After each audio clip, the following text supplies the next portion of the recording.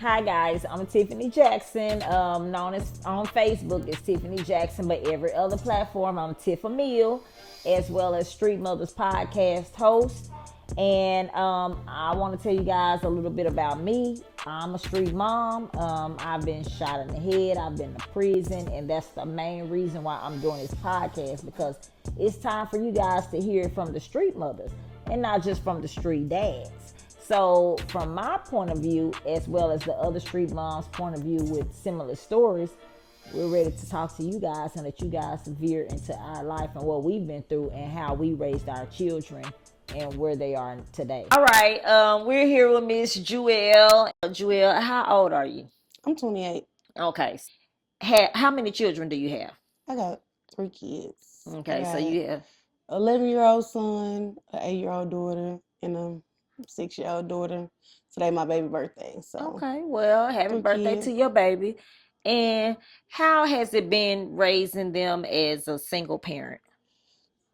Well, I wouldn't necessarily say I was a single parent to Okay. like R3 and Aubrey, because I've always had help. Okay. Okay. Like Well, R3 dad, took care of him from prison.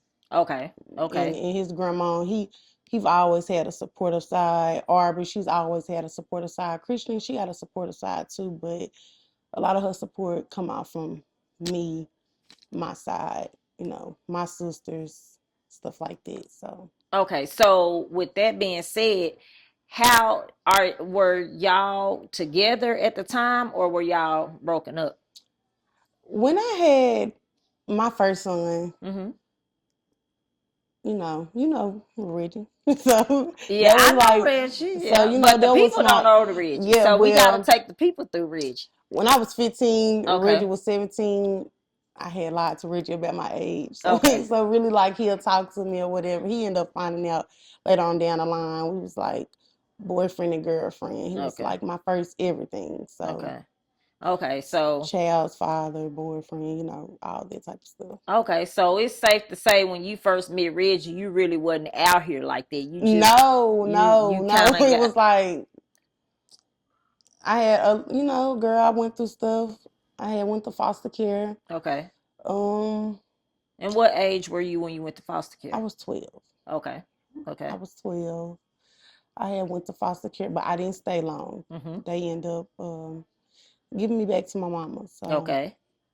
I ended up getting out of foster care and kind of met Reggie like after stuff was kind of coming back together. I always tell people it was hard because I knew I had a good mom. Mhm. So it's Mhm. kind of like my mom was another what they call statistic, Mhm. She just was going through Yeah, things. Okay. and good mom. My Mhm. mom ended up getting sick on us when we was younger, and it's kind of like after that, stuff went downhill. Okay. Okay. So, with us speaking about your mom, I don't know if this is gonna be a touchy situation from you, but I mean for you rather. So your mom, how old was she when she had you? My mom had me when she was, And if you don't know the I exact think age, that's me and fine. my But was mom she a 20. teen? We 20 Okay. years apart. Oh, Yeah, so okay. But your mom was grown, grown. And how much older is he than my you? brother is 2 years older than me. Oh, well, still. Yeah, 2 years. So she was 18, roughly. Yeah, when she had my Safe to brother, say. and she was 20 when she had me. Okay. Okay. Well, she was still legally grown. Yes. Yeah. But at 18, I don't think we set in the mind frame, and this is just me Mm-mm. now talking. Yeah, because my mom, But she still stayed at home when she had her first yeah, child. and so I don't think at 18 you're grown, even though you are legally Right. grown. Legally grown, but it's a mind thing. Mm-hmm. Being grown comes with experience. Like Mm-hmm. you have to experience a lot of stuff Mm-hmm. to label yourself grown. It's not Mm-hmm. even really just age. Mm-hmm. That's So right. That's the honest to God truth.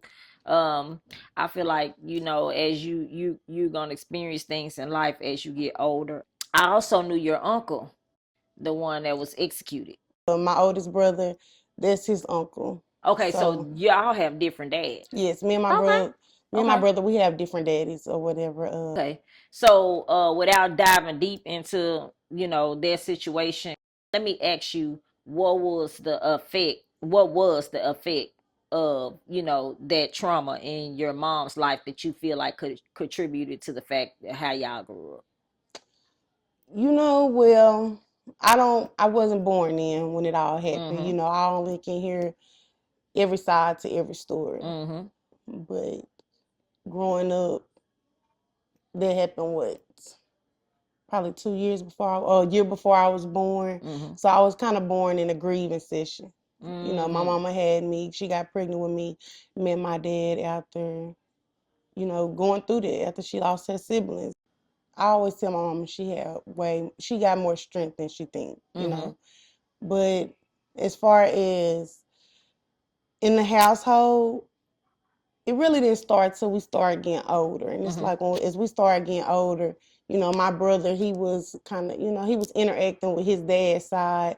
This is his dad, this is his creation or whatever. So it kind of came with a lot of stories. And I never forget, like, I remember my brother came home just running the streets, just being Mm-hmm. a child, being rebellious or whatever. And him and my mama kind of got into it about it. And he was like, well, they say you're the reason my daddy did. Mm-hmm. So it's kind of like that was the first time in my whole life I ever seen my brother kind of Click out. Okay. disrespect my mom, So it had me asking her questions. I wanted to know, like, what is he What talking is he about? talking about? Because When all of that happened, it was just like a shock, yeah, because it was there was big. rumors going on, Rumors, like, rumors about my mama. Yeah, they were saying your She, mom set him up. I know being accused of setting somebody up and you really didn't do it. So yeah, I know the effects of how that plays a part in your mental health, yeah. And My mom, so, she still she still go through it. mm-hmm. And it's 20 plus years that, Yes, 30 I've been years. through it, but I still go through it. Yeah. So also, your oldest uncle was charged. Adobe. See, I really, like Your I said, oldest brother's yeah, uncle. my Let's oldest let's brother, let's clear but that up. Okay, yeah, but I don't got nothing bad to say about them that's people. right. What happens, like my brother, his grandma, And you wasn't here, so it's right? no don't My brother's and this. grandma, his uncles, they used to call me niece. His aunties call me niece still Mm-hmm. to this day. Like Nikisha, like And like I said, you wasn't there, right. so you So it's don't kind of like, know and the history of what he went wasn't on, there either. So and that's right. so we kind of like I said, that first time I heard him talk about it, that was like the first time I kind of started, asking my mama questions. And that's the thing, my mama was open book. Mm-hmm. So my mom, she really didn't kind of hide stuff from us. Like if Mm-hmm. we ask her the question, she gonna give us the answer the best way she know how. I know. I met your grandmother too. Your grandmother is a firecracker. Like we had some words in the county for, like, I don't even know why. She just clicked. As soon as I walked in, she told me, "You got them nails and hair in your head, and you think you are." I'm like, lady, I just walked in the sale. Like, what are And you that's so talking about? funny because the the dude I mess with now, he always be like, Yeah, your I don't want girl, your grandma. I don't want to meet your I mom, said, so woo, woo. Baby, listen. I'm telling you, I was so confused because I literally had just walked in. my Like, mom is girl, and then she is loving. Like, don't get me wrong. When you get to meet my granny, my me mom, because we don't go by granny. When you get to meet her, she's a sweetheart. okay. You just got to know her. You got to know her story. You got to know her back history.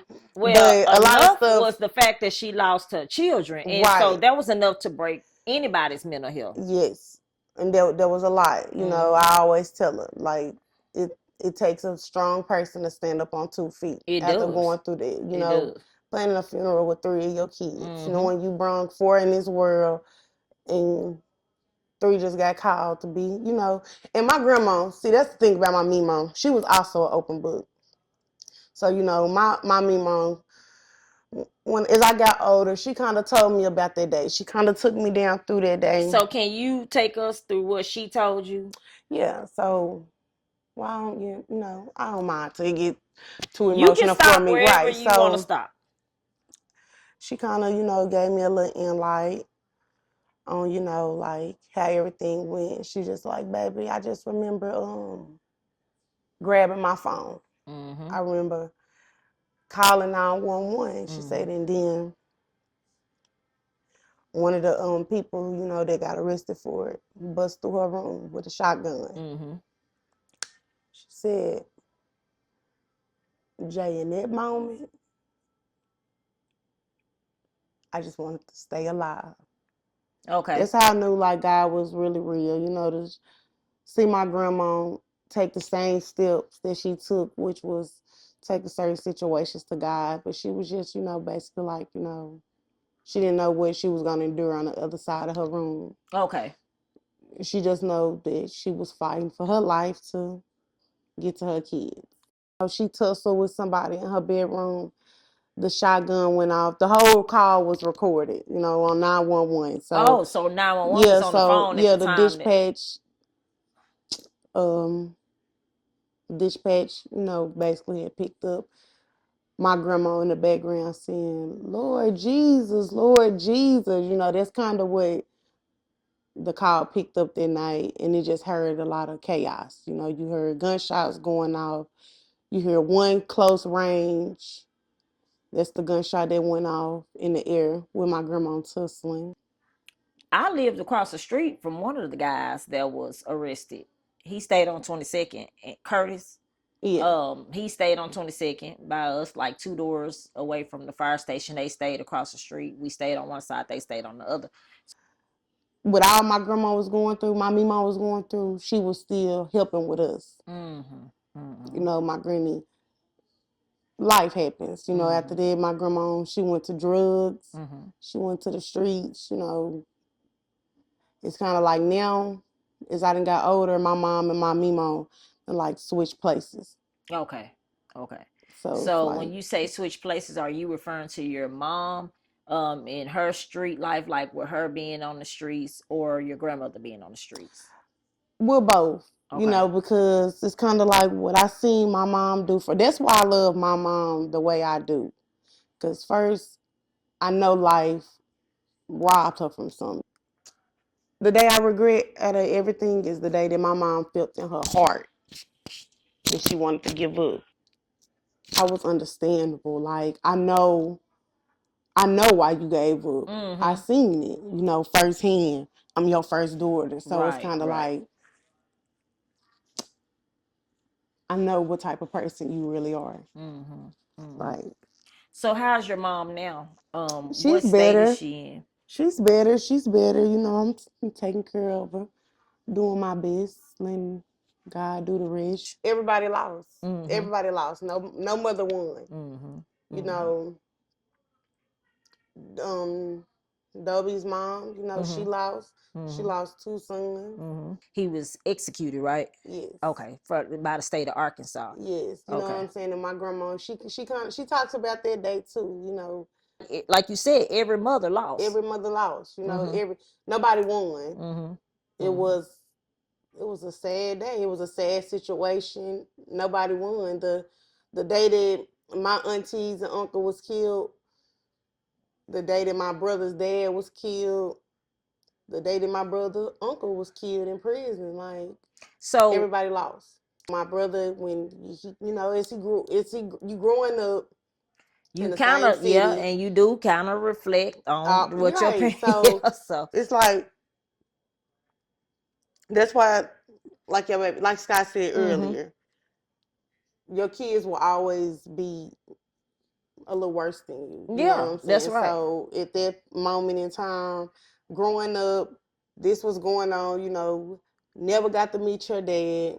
They saying your mama the reason why you never got to meet your dad.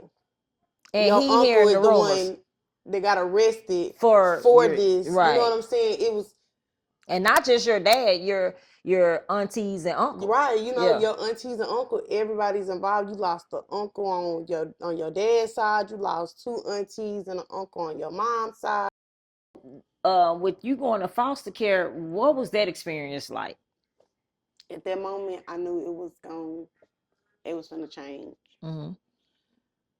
And like I said, I went to my cousins. I called them my cousins. They were my friends, but we grew up like family. I ran to their house. My brother got off the bus. He ended up going home, seeing a note. He came to find me, and that was like the first time I ever seen my brother like break down. Mm-hmm. Like he needed my strength to Mm-hmm. stand, and I was broken too. Like all we knew was our mom. My dad was in and out of prison. His dad was dead. My mama, we seen her work.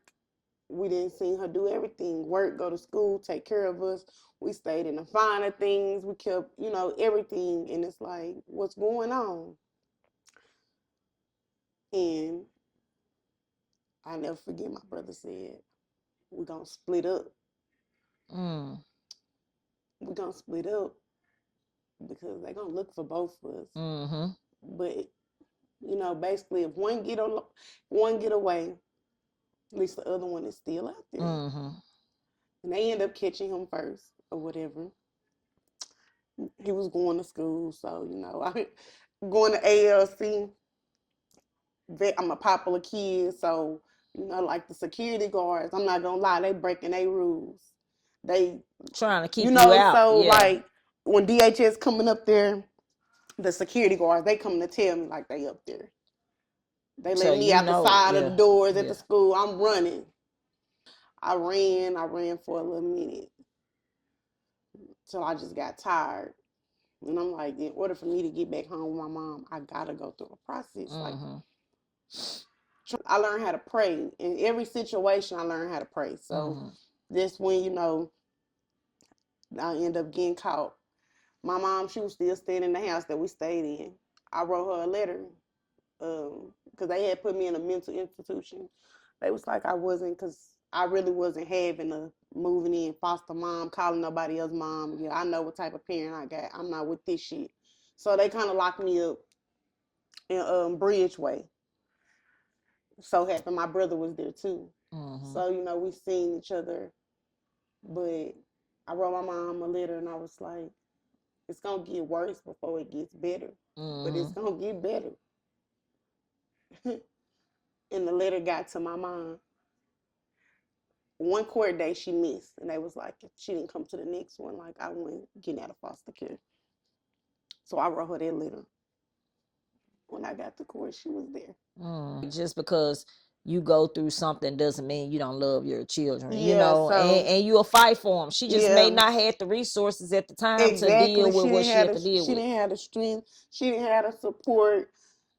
Everything. So I'll never forget Judge Warren. She's still there. I think Judge Warren is still in juvenile judge.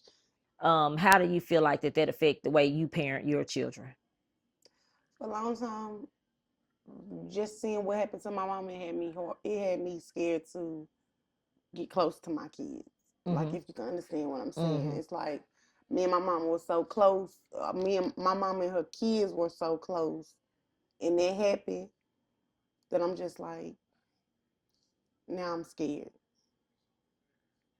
Like I'm not scared to love you, but You scared of the outcome that may come yes, about. Yeah. that's a lot. Mm-hmm. That was a lot. So I don't have no excuses. I never have an excuse of why I chose the streets in my kids' younger years of them growing up. It's not an excuse. So with you choosing the streets, that's basically referring to the fact that you got to do what you got to do as a mother, the hustle to Yeah, it's provide, you're not even the that street because dudes that you deal with, etc. Is that's safe to say? yeah, just it's everything, like I said, I'm running the streets. So I might have a house and I'm gonna lose it. I might lose it. You know what I'm Mm-hmm. saying? Mm-hmm. But if I lose it, I prefer it to be just me losing over So you want them to be in a a safe safe environment, environment, stable environment, the safe, but you stable. not stable just yet. So you Exactly. just, I'm here, but I love you as a mother, but I still Yes. gotta get into being the person that you want me to be. Exactly. Like, and it was just with that, it's just that you find yourself buying your kids love Mm-hmm. because I'm not spending time with them So it's like when I am getting them holidays and stuff like that, I'm trying to buy their love. I'm making sure I have money so I could anything they ask for. You know what I'm saying? So, have you thought about like just saying forget the streets and I need to provide for my kids as a mother, like if I gotta work at McDonald's or whatever Yes. else? See, it got to that point. But what made me get out the streets and just say, fuck the club and fuck this, fuck the crowds, fuck having 100 bitches and in a car and all that. I fuck with the women that I mess with, but it was the indictment. Typical, you know what I'm saying? Pretty girl, fucking with a street nigga, fucking with a nigga that's in the streets, you know what I'm saying? Really, I'm not gonna say not, had I been thinking, because I was thinking, I was just doing what I wanted to, but had I put the loyalty first, then I never would have got caught up. So, where the rumor on the streets was that you took a charge. Yeah. So they said. Now I'm just telling you what they said. They were like the dude, the police pulled y'all over, whatever happened, and you was like, yeah, that's mine. No. So is that what happened? No, and see, that's, since I know that's the story that everybody got, then I look at me as a blessing. Like just sitting right here, able to you reach out and say, Jude, come talk to me. It's a blessing that I'm sitting here because, like they say, the truth will set you free. That's right. So I could take you back on that day because I'm never embarrassed of that day. I'm never embarrassed of what I did, what I said on that day. It was a booster, so I was, still in that day.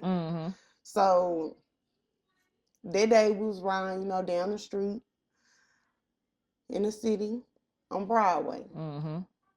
I never forget, we was getting on the freeway. At that moment, it was already tension in the car. We had already been, getting into it, and I seen odds. And I'll never forget, like, looking up in the rearview mirror, I was like, ooh, the police behind us. But this before they put the lights on. Okay, so they was already telling y'all a little bit. Okay. So I'm like, the police behind us, what they doing, you know what I'm saying? It was just, I'm like, they not doing nothing now, they just behind us. And I said, damn, they hit the lights.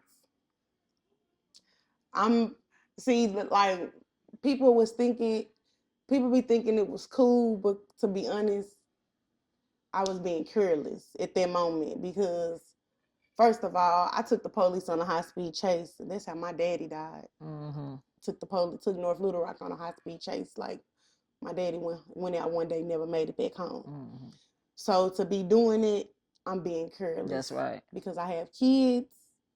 And you being selfish too at the same time. Because I done did it before, but not only am I in the streets. Yeah, you don't realize that you're being selfish at that moment that you're going on a high speed, but you definitely are. From the people around you, from the people that could get hurt, to you getting hurt. Yes, like you can hear and your family. Yeah, anything, that's right. Anything can turn from a simple speeding ticket to a murder. You know what I'm saying? Living their life. And so, it's good that you acknowledged it. Yeah, so in that moment, loving a nigga, I didn't think about me. I would honestly say that I didn't think about my kids. So you feel like you was so in love with dude, that like, the fact that you put everything else on the back burner. Exactly. Okay. So it's like, I didn't tell you I was gonna take your charge, but when the folks put the lights on, me knowing that you've been to prison, I'm gonna try to get you away from the charge, and that was my reason for putting the police on a high-speed chase, to get you away. My reason wasn't not for it to backfire on me. That's when you learn a lot about loyalty, like I said. Now, what I did say in the car that day, I would never, when people say, well, he said he told you to let him out, I will admit that. He did. But by the time that he was talking about letting him out, he had already put his gun under my seat.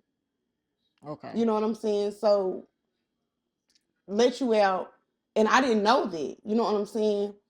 But just watching it in trial, because I went to trial, took it to trial.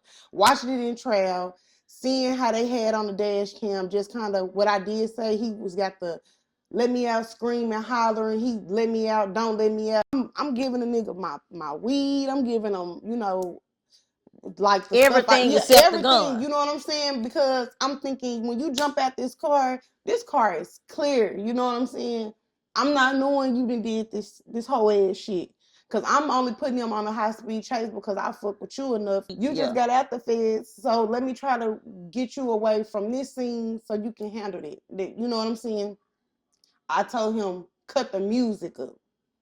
I didn't say I'm taking your charge. I would never understand how Why you did you got, want the music up? because at that moment I'm trying to focus on getting us away. Okay, You know what okay. I'm saying? So it's not like I was yo damn at that moment I was your damn bitch, but it's not like I fuck with you, but I'm no fool. Yeah. Mom want to put the police on high speed chase to get you away with your gun. You can touch your gun if they Yeah, catch you you like 3 gone blocks on, nigga, away. with this shit. Yeah, you know Yeah, what I'm saying? okay. Because I'm not gonna act like I didn't know you didn't have the gun. You know what I'm saying? I'm not gonna act like everything was a I done surprise drove a because little ways for a nigga to jump out and keep right, it you know what going, I'm you know. saying? But they took their shit with them. And you didn't. So it's like I done showed you my loyalty, and I'm okay with it. But you fucked me in the end, and you know, so for you to tell people, because I'm talking about is I'm going through trial in Pulaski County because we at the federal building all day, so that means other inmates that is going to court for a little, you know what I'm saying? They stuck at the federal building because they waiting on me to finish trial. So I'm getting on the bus with niggas. They like, what you do? You know, but damn, you going to trial. So I'm telling them, they like, oh, you that girl. I'm telling them like the real story, you know, because they getting in like typical nigga trying to put himself out there like he just got him a crash out. You know what I'm saying? They getting to know me like, I'm like, hell nah, I ain't no duck. I already got I had already been an ADC. I already had an ADC number. What more did you have to lose than me? You know, that's what I had to start sit and think about. So that's the point that I'm getting at right here on this. With me being the age I am now versus when I was your age, because at that age I probably would have been thinking the same thing, not really, Yeah, not really, really but thinking, just being selfish with right. self. Trial was big to me because I had so many people in my ear looking at the time, looking at how much time I was looking at if I lost in trial compared to how much time they was offering me without going to trial. And it's just like, it was a test. Stressful. When I first got on the indictment, I had to be home at 12 p.m. You know, it was an emotional roller coaster. The feds indicted me a day before my son's 9th birthday. So what is the guy saying that you were arrested Like, with? see, the thing is, it wasn't arrested with. He never got arrested for it. Oh, okay. He told the police he didn't know me. They played that in trial. Wow. And he told them that, and it hurt my feelings. But that's what brought me home. To tell the police, to lie to LRPD and tell them you don't know me, then for them to come tell you you know me and I'm going to trial and they need you to speak at trial. So did he speak at trial? I mean, for them to tell him he came to court on you? It was emotional, but I had a damn good lawyer. Like I had a public defender that the feds appointed that believed in me. It's one thing for you to pay a person and they fight for you. This man didn't get $1 from me, and he fought for me. When I first got indicted, I was so emotional, so that I had to go through therapy. It was so much going on. Because you thinking about your kids. Yeah, you know what I'm You saying? They love this coming to, dude, and then at the same but it's time, not you even just that. It's can't like believe. once a person made me choose between, because when you did that, you made me choose between you and my kids. And I feel like if you fuck with me, you should never even put me in a position to have to choose between you and my kids, because you should know I'm going to choose my kids.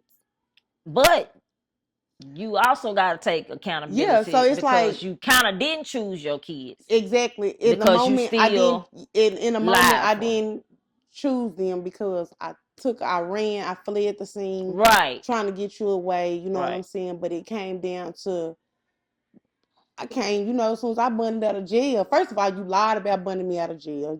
You had me on the goose chase. Not only did you jump out the car and leave me to take your charge, you didn't even come get me. So now I'm really God just teaching me a lesson on who I've been dealing with. And that's the eye opener, Yes, that's the it was lesson an you eye needed to opener. go through, though. I had real friends, like my best friend, like Lil Nuke, Sleepy Son, like my dog. I had people like him, like that was gonna come bunding me out. You know what I'm saying? Hurt his feelings because he just and he know you. Yes, and he know both of us. Well, he know both of y'all, but I'm saying he know that you a genuine person. Exactly. So that and how you got in this situation. Yes, hurt my friend, but he never stopped being my friend. Like still to this day, he's my friend. So, everything was just emotional. When it came down to that, when I say choose between my kids, because it's like I could have never opened my mouth. When the feds came, I could have said, yeah, it's mine, but I didn't. Like I told them, had the feds came to me, you're not the gangbanger we looking for. I said, I know. Y'all let the real gangbanger get away. So I've been seeing, without saying any names, I know who you talking about. The people may not and they may do, but I've been seeing that he's also kind of changing his ways. I don't even keep up with people. It's like when it's fuck you in my life, it's fuck you. You know what I'm saying? So how was the effects of watching him testify on you? What did they do to you? It really was. To be honest, by that time, I was already over the nigga. So it's kind of like now I'm just gonna see what type of nigga you really was from start to finish. When he walked in the courtroom, my lawyer had already told me like he was gonna testify. Okay. The police was gonna testify and all of that. So he kind of prepared me for that. So it was kind of like looking out in the stands, like you got Dominique Norris in there, she pulling up to support me every day. You got my friend Kayla Perham, you got Cherie Davis, my sister sending her prayers, my granny. And it's like two of my homegirls didn't really fuck with you before too. So, but this before they was my homegirls. So now we just finna see what type of person you is. So, just when they made you raise your hand, that was enough for me. You know what I'm saying? That was a lot because I'm just so what happened with the case? So did you what was your sentence behind all of that? I was found not guilty. Okay, that is a blessing. So I always say so you beat the feds. Right, yeah. Okay, so not many do that. That's a blessing. Okay. So that was a good day. That's like history. You know what I'm saying? That definitely is because most people don't beat the feds. Yeah, I was kind of just laid back on the situation because my lawyer had already told me like if I wanted to tell my side of the story, it came with the prosecutors bringing up my past. And they would. Right. So I kind of signed off as I won't even testify. So no matter what he get on the stand and say about me, what they say, I think that's the way to go anyway. Yeah, like I've already don't get on stand and speak for yourself. Exactly. So I didn't do that. So I'm kind of just I'm going with the flow. I'm really just letting him say what he got to say. It kind of changed my outlook on a lot of people because I'm just like, you don't trust. Yeah, and I'm just like, especially now. See, my biggest thing was seeing him do that and getting back home and seeing like niggas still shake your hands and all that. It kind of had me looking at certain niggas different. Like he called me from the county one time and he was like, "What's up?" I'm like, "What's up?" You know what I'm saying? I ain't had nothing to say. I hung up. He never called back. This was like probably 5 months after I got indicted or whatever. So when I got the trial, because they was expecting me to take a plea. Everybody wanted the easy way out. The prosecutors, nobody wanted the because most people take a plea with the feds. Exactly. And it's like when I was going to take that plea, every time I was talking to my lawyer about it, I was so emotional because I'm like, and you didn't do I'm it. innocent. Why the fuck am I finna sign over 4-5 years of my life if I'm innocent? You know what I'm saying? So I was doing time in another county.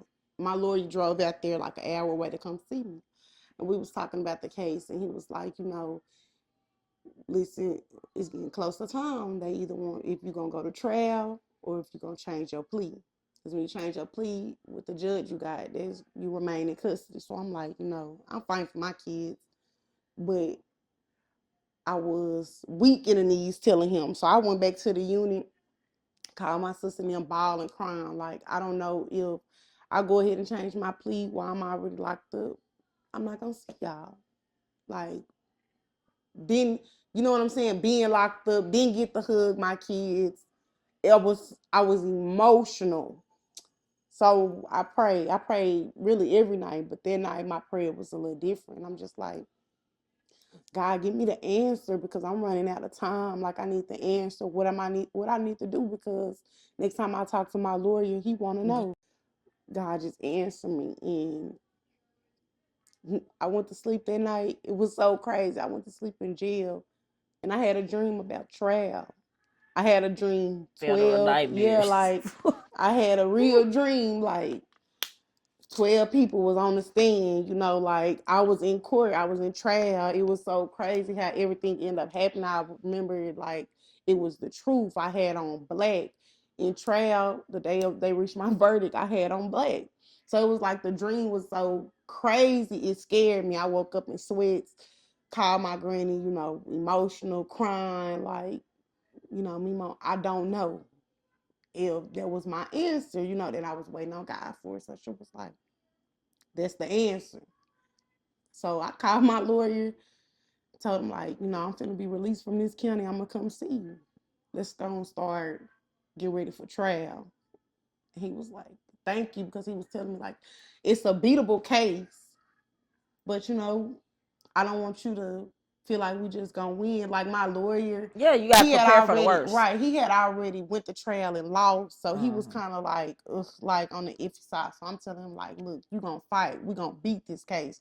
So I end up getting out. Then they revoked my pre-trial for catching another charge out on pre-trial.